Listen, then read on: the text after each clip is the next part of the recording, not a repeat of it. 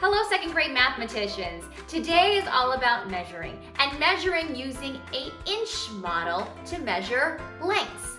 We will be using non-standard units of measurement to represent an inch. Remember, non-standard means it's not something we would normally do.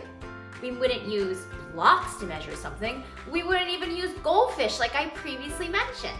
But today we are going to use non-standard units to represent 1 inch. So it's really important when we're finding these non-standard units that they represent about an inch. It might not be perfect, but it's very close to an inch. If it's smaller than an inch, it's not a good representation.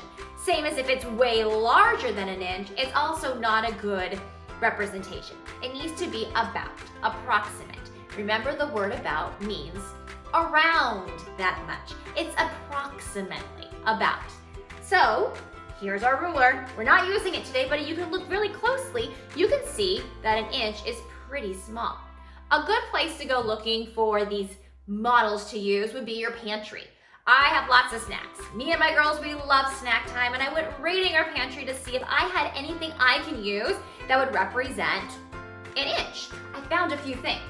One thing I found was cookies. These small little cookies are kind of like the tiles that we see in our books, but we don't maybe have them at home because we aren't all teachers and have all these extra school supplies.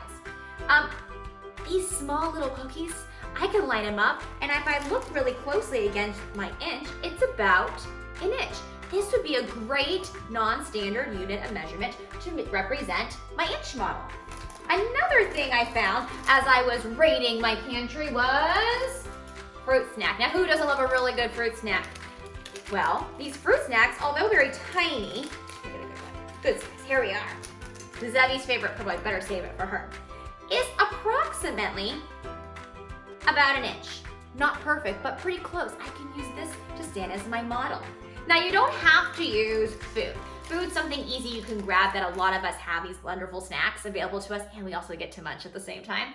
You might find something else. Something else that I found were these stamps. I have these stamps that I use with my daughters to practice spelling and letter recognition. But if I look really closely and I pull them out, the sides, if I line them up, are just about an inch. So I can use these. Now, it's important to recognize that if I pick one thing, the crackers, I need to stick with the crackers. I can't switch to something else because then my estimates won't be exact. So when you're finding something to use as your non-standard representation for an inch, you've got to stick to it. You can't go back and forth, and they can't be different sizes.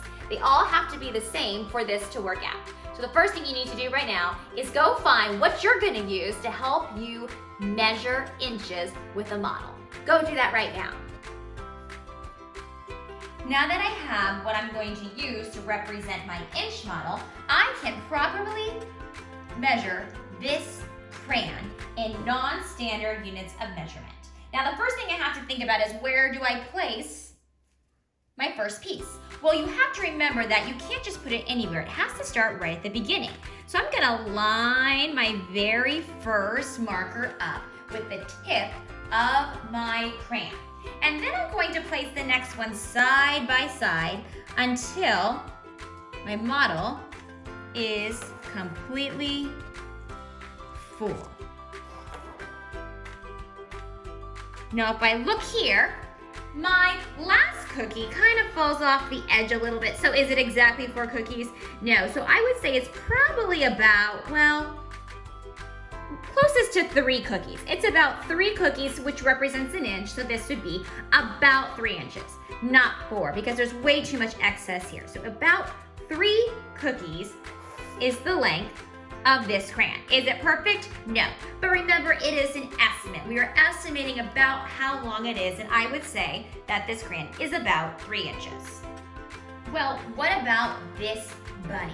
Now, I might want to just start going across, but remember, when we're measuring length, we want to find the longest part. And if I'm looking at this bunny, this isn't the longest part. Its tummy's not the longest. It's from head to toe. So I always want to remember to find the longest place, head to toe, for measurement. Now I'm going to start by putting my cracker the bottom as best as I can. And just like I did before, I'm going to line up all of my crackers. And I've reached the end, even if these stick out just a little bit further. So this bunny is about 1, 2, 3, 4 crackers long, or 1, 2, 3, 4 inches. Again, it's approximate. I use a non-standard form of measurement to measure this toy rabbit. So second grade mathematicians, as you're measuring today, keep in mind a few things. First, make sure that your non-standard unit is about an inch. Not too big, not too small, but somewhere right there in the middle. Remember, keep it as close as possible. Also keep in mind where you're starting your measuring. You have to start at the very end. Don't start in the middle or a little bit in. You want to start right at the very end and line up your tiles or whatever you're using, one right next to the other. Do not put gaps.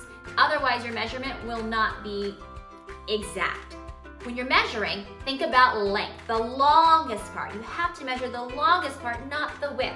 So start at the end and measure the long way down. Now what happens if what you're measuring is somewhere in between, let's say 3 and 4 inches? You have to use your best guess. Use your mathematician eyes and the power of observation and really study it, and you make that decision. Is it closer to 3 inches or 4 inches? No, 3.5.